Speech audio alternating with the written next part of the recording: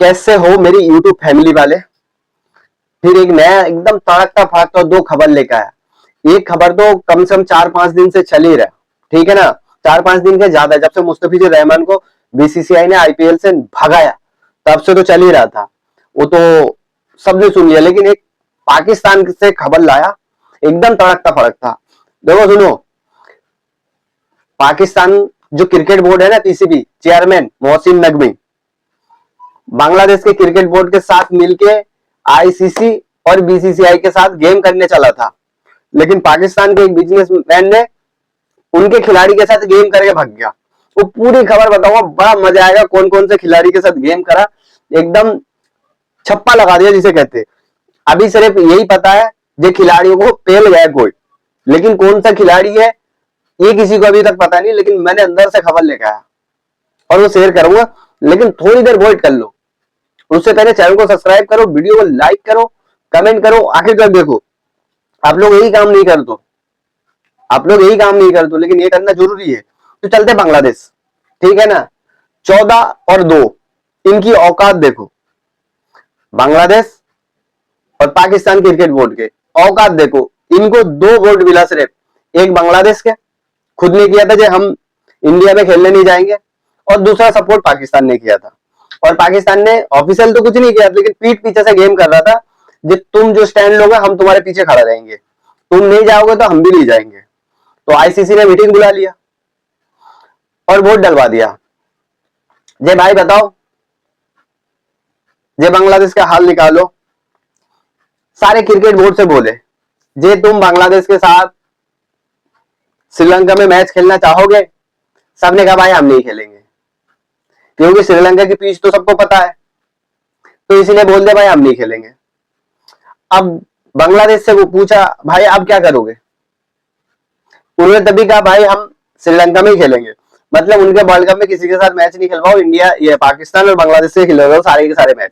उनका कहने का मतलब यही था। तो पहले वोट डलवा दो, वोट डलवा दिया। 14 और 2 मतलब बांग्लादेश के रास्ता एकदम बाहर हो गया। जो तुम 24 घंटे के टाइम दे दिया, फैसला कर लेना। लेकिन उन्होंने 12 तारीख में बांग्लादेश में इलेक्शन है, वहां के सरकार कुछ कर नहीं सकता। अगर उसको दोबारा सरकार में आना है तो जाहिर सी बात है पब्लिक जो सेंटीमेंट है ना उनको लेके चलना है। तो उस हिसाब से उन्होंने कहा नहीं हम नहीं जाएंगे। ठीक है कोई बात नहीं, मत जाओ। स्कॉटलैंड को बोल दिया भाई तुम आ जाओ, आजा आजा झलक दिखला आजा। स्कॉटलैंड बेचारे तो तैयार भी नहीं था वर्ल्ड कप के लिए। अगर किस्मत चमके ना, ऐसे चमकना चाहिए। स्कॉटलैंड को पता ही नहीं था जो T20 वर्ल्ड कप हम बिना क्वालिफाई करके खेल जाएंगे। अब बताओ, अब वो भी आएगा तो बांग्लादेश बाहर हो गया। अब ये चर्चा चल रहा है कि पाकिस्तान भी ये world cup T20 world cup से बॉयकॉट करेंगे। इतना तो हिम्मत नहीं है।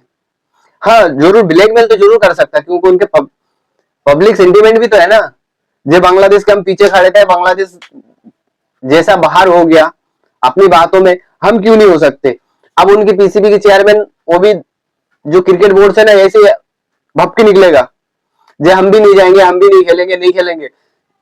जब वर्ल्ड कप के 5 दिन 6 दिन या एक हफ्ता रहेगा, चुपचाप से आ जाएगा। इनके यू टर्न लेने की आदत में बता रहा हूं। 2023 में एशिया कप याद है ना, किसी कीमत पे नहीं होगा श्रीलंका में हाइब्रिड मॉडल में। नहीं होगा नहीं होगा नहीं होगा नहीं होगा। अच्छा इनके जितने भी चेयरमैन हो ना, सबके सुर एक जैसा ही होते, सब जैसा ही, सब यू टर्न ले सकते। और जब पीसीबी के चेयरमैन पद से हट जाते हैं ना, फिर एक दूसरे को कोसते, पहले ये जो सुर छेड़ा था ये रमीश राजा ने छेड़ा था, फिर नजम सेट्टी ने उसको ये करा, तो झक बनाने के गया श्रीलंका हाइब्रिड मॉडल में और इंडिया जीत गया। फिर अब 2023 में वर्ल्ड कप था, यही हुआ था हम इंडिया नहीं जाएंगे नहीं जाएंगे। बीसीसीआई बोले तुम्हें आना पड़ेगा, आईसीसी बोले अगर नहीं जाओगे तो निकल जाओ, हाइब्रिड मॉडल नहीं होगा। इंडिया ने कहा नहीं होगा, तो झाक बना के आया। हैदराबाद में खेला था सारे के सारे मैच। एक मैच अहमदाबाद में खेला था जो इंडिया पाकिस्तान का था। हाँ अगर बांग्लादेश यहाँ ये कर सकता था, अगर उनको सिक्योरिटी खतरा था, इंडिया में तो ऐसा है ही नहीं। अगर उनको लगता था ये वहम अच्छा है उनका, जो उनको सिक्योरिटी का खतरा है, ठीक है ना, ये वहम उनके लिए अच्छा भी है। तो वो बीसीसीआई को ये कहते हैं, भाई हमारे अमाम और आपके अमाम, आप अपने अमाम को सुनो, हम हमारे अमाम को सुन रहे, ठीक है ना, आप अपने अमाम को समझाओ, हम हमारे अमाम को समझा रहे, हमारी टीम भेज रहे।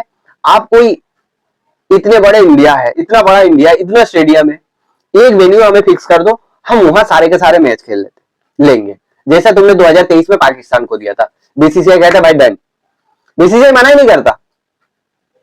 पहली बात तो बीसीसीआई से बात नहीं की उन्होंने, जैसे मुस्तफिजुर रहमान को रिलीज किया, बस बैठ गया माइक लेके, दे इंटरव्यू दे प्रेस रिलीज। अगर ये कर देता ना वो लोग, ठीक है, पब्लिक के जो है सुनना पड़ता, उनके भी अगर बोर्ड और सरकार सुन रहे तो कोई आपत्ति नहीं है, लेकिन यह बात करता बीसीसीआई से, बीसीसीआई से बात करते वो लोग और खामोश रहते, मीडिया में इतना हवाबाजी नहीं करता। ये करता जे भाई हम लास्ट मोमेंट में टीम भेज देंगे, हम कहेंगे पब्लिक को जो मजबूरी है, हमारी क्रिकेट नहीं चलेगी, तब तक हमारे वहां इलेक्शन हो जाएगा, हमें एक वेन्यू दे दो, चाहे साउथ के किसी भी जगह दे दो, साउथ तो सेफ होता है, इसलिए हैदराबाद लिया था पाकिस्तान ने, तो बीसीसीआई राजी खुशी दे देता, लेकिन नहीं है। अब अभी वर्ल्ड कप जाने दो, फिर उनके ऊपर बैन, आईसीसी है ना, वो डंडा चलाएगा, घुटनों के बल आएगा, आईसीसी के माफी मांगेगा, घुटनों के बल आएगा, ये लिख लेना तुम लोग, उंगलियों में नचाएगा इनको। अब ये लोग जो बायोलेटरल सीरीज है ना, शायद इनको भी नहीं मिलेगा, इनको बांग्लादेश को। अब अफगानिस्तान जैसे क्रिकेट बोर्ड इनके साथ नहीं दिया, श्रीलंका जैसे क्रिकेट बोर्ड ने साथ नहीं दिया, तो चलो ये तो हो गया इनका। अब भाई एक पाकिस्तानी खिलाड़ियों के साथ स्कैम हो गया, और बहुत बड़ा स्कैम, समथिंग ये पक्का तो रिपोर्ट किसी ने पीसीबी ने बताया, जो उड़ता उड़ता खबर आ रहा है, अमाउंट का बता रहा हूं, 100 करोड़ रुपए। पाकिस्तान के एक बड़े बिजनेसमैन था, वो सारे आईपीएल फ्रेंचाइज के साथ जुड़ा हुआ था ये एडवर्टाइज के लिए, और सारे खिलाड़ी के साथ उठना बैठना था, वहां उनकी सेटिंग हो गया। उन्होंने कहा भाई तुम 10 करोड़ दो, 1 करोड़ दो, 5%, 10% तुम्हें इंटरेस्ट मिलेगा। उस पर सारे खिलाड़ी का नाम बताऊंगा, छोड़ के मत जाओ। उस पे से किसी ने 1 करोड़ दिया, किसी ने 2 करोड़ दिया, किसी ने 5 करोड़, सबसे ज्यादा रिजवान और बाबर आजम का है, इनके 10 करोड़ से ऊपर का अमाउंट है। अब सोचो, फकर जमान ने अपने दोस्तों से भी करवा दिया, 2-3 महीने तो पैसा दिया, उसके बाद उसने मोबाइल बंद करा, उनके सोशल मीडिया अकाउंट डिलीट किया और फरार, आता पता नहीं है।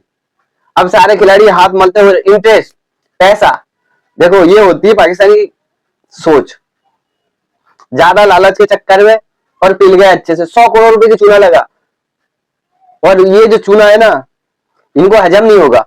अब खिलाड़ी कौन कौन सा हो सकता बताओ, उनपे एक एक्स क्रिकेटर भी शामिल है इसमें।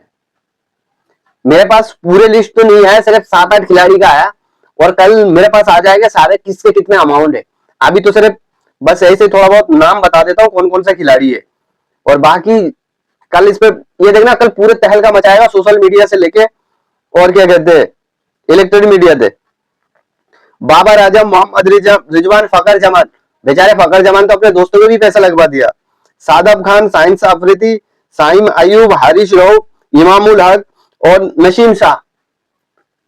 इंजी भाई का भी नाम है, ऐसी कोई बात नहीं, इंजी भाई भी है। ये 2023 में भी ये खबर गूंजा था कि ये सारे खिलाड़ी एक कंपनी से जुड़ा हुआ, लेकिन अब इसका भांडा फूटा, और इनके बहुत लंबा चौड़े मरे इनके, और ऐसे मरे 100 करोड़। अब तभी पता चल रहा, अब उनके खिलाड़ी के ऊपर दबाव भी है, पीसीबी ने अपने खिलाड़ी के ऊपर नाराज है, क्योंकि खिलाड़ी ने बताया नहीं, सेंटर कॉन्ट्रैक्ट के जितने भी खिलाड़ी था, इतना तुम कहीं इन्वेस्ट कर लो, अपने बोर्ड को बताना चाहिए था, लेकिन बताया नहीं। पीसीबी इतना सख्ती तो नहीं कर सकता, लेकिन हाँ कोशिश यही कर रहे हैं उस बिजनेसमैन को ढूंढ के पकड़ के कम से कम पाकिस्तान लाया जाए, लेकिन वो हाथ लगने वाला नहीं, उन्हें पता है अगर वापस गए तो खत्म हो जाएंगे। तो ये भूल जाओ, वो जो खिलाड़ी के ऊपर दबाव है ना, वो दबाव इनके दिमाग से हटेगा नहीं। वो क्रिकेट, तभी बाबर आजम के परफॉर्मेंस नहीं हो रहे, पाकिस्तान के जितने भी खिलाड़ी लीग खेल रहे, कोई बांग्लादेश प्रीमियर लीग खेल रहे या बिग मैच खेल रहे, वहां परफॉर्मेंस नहीं हो रहे ना बाबर से, क्योंकि दबाव तो उनके पैसों का है भाई, 10 करोड़ रुपए मायने रखते हैं। किसी का 10 है, किसी का 5 है, ये तो कल पूरे रिपोर्ट आ जाएगा। लेकिन आज मान लो, मुझे जितना मिला खबर वो बता रहा हूँ, बाबर आजम का सबसे ज्यादा बाबर और रिजवान के, क्योंकि इन्होंने लोगों के हक्के मार के भी बहुत ये करा, तो इसीलिए इनके ज्यादा गए। तो इसलिए कहते किसी की हाई बदुआ लेना नहीं चाहिए भाई। गेम करने में तो माहिर है ये लोग पीसीबी के कंधे, ये बीसीबी के कंधे पे, बांग्लादेश क्रिकेट बोर्ड के कंधे पे रख के जो गोली चला रहा था ना, अब कोई उनके खिलाड़ी के साथ गोली चलवा दिया करने पे। तो ये तक खबर। अगर वीडियो पसंद आए तो लाइक सब्सक्राइब जरूर करना, दुआ में याद रखना, और अल्लाह हाफिज। फिर एक नए वीडियो के साथ मिलूंगा।